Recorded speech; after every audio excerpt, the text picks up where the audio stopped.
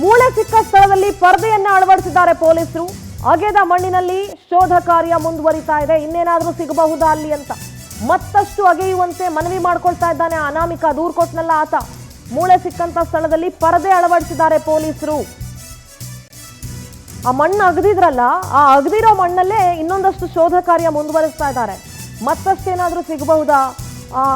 ಯಾಕೆಂದ್ರೆ ಬಹಳಷ್ಟು ವರ್ಷಗಳ ಹಿಂದೆ ಆಗಿರುವಂತಹ ಘಟನೆ ಇದು. ಇನ್ ಕೇಸ್ ಆಗಿದ್ರೆ ಆ ಜಾಗದಲ್ಲಿ ಇನ್ನೇನಾದ್ರೂ ಸಿಗಬಹುದಾ, ಕುರುಹುಗಳು ಸಿಗಬಹುದಾ, ಇನ್ನೇನಾದ್ರೂ ಕ್ಲೂ ಸಿಗಬಹುದಾ ನಮಗೆ ಅಂತ ಮತ್ತಷ್ಟು ಶೋಧ ಕಾರ್ಯವನ್ನು ಮುಂದುವರಿಸ್ತಾ ಇದ್ದಾರೆ.